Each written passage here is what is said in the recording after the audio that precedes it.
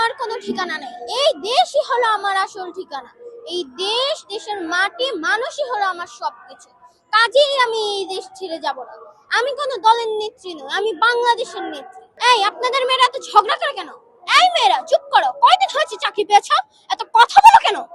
এই সাজটা আমি সেজেছি কারণ হলো খালেদা জিয়াকে আমার খুবই ভালো লাগে। খালেদা জিয়া এই দেশের একজন যোগ্য নেত্রী ছিলেন, একজন আপসীন নেত্রী ছিলেন, এবং সে তার মৃত্যুর আগ পর্যন্ত এই দেশ এবং এই দেশবাসীর কল্যাণময় চিন্তা করেছেন। তাই খালেদা জিয়াকে আমার অনেক ভালো লাগে, এই কারণেই আমি খালেদা জিয়ার এই সাজটা সেজেছি। আজকে আমরা ধানমন্ডি গিয়েছিলাম, সেখানে তারেক রহমানের স্লোগান বক্তব্য শেষ হয়েছিল। তখন তিনি গাড়িতে উঠছিল, উঠার পরে গাড়ি চলা শুরু করলো, কিন্তু আমি আমার জায়গা থেকে লড়িনি। অনেক মানুষ আমাকে ধাক্কাও দিয়েছে, কিন্তু তাও আমি লড়িনি। তারেক রহমান তারপর আমাকে দেখেছে, আমাকে হাইও দিয়েছে, আমি খুব খুশি হয়েছি। তারপর তারেক রহমান আমাকে সরতে বলেছে হাতের ইশারা দিয়ে, কারণ গাড়িটা তখন আমার খুব কাছাকাছি ছিল।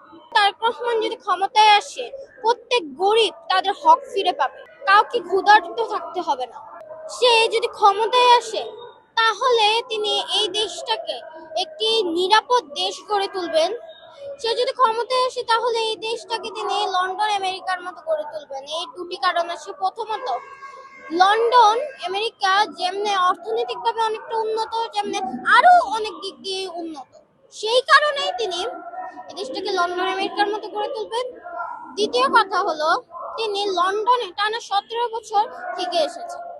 বিএনপির প্রতিজ্ঞা দেশের মানুষের কাছে। আসুন, আমাকে ভোট দিতে হবে এমন কোনো কথা নেই।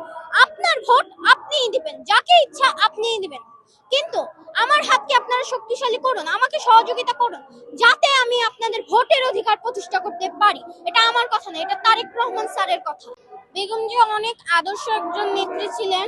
আমি বড় হয়ে তার মতো একজন আদর্শ মানুষ হতে চাই, এবং বেগম জিয়ার কোন কথাগুলো আমার বুকের মাঝে গেঁথে থাকবে সেটা জিজ্ঞাসা করলে আমার তার সব কথাই আমার বুকের মাঝে গেঁথে থাকবে, কারণ সে একজন আপসীন নেত্রী, তাকে আমার খুবই ভালো লাগে। কারণ তিনি অনেক কষ্টের মধ্যে দিয়ে গিয়েছেন। তার স্বামী মারা গিয়েছিল, তার ছেলে লন্ডনে ছিল, এবং হাসিনা তাকে মিথ্যা মামলায় জড়িয়ে তাকে জেলে দিয়েছিল। সে অনেক নির্যাতন সহ্য করেছে,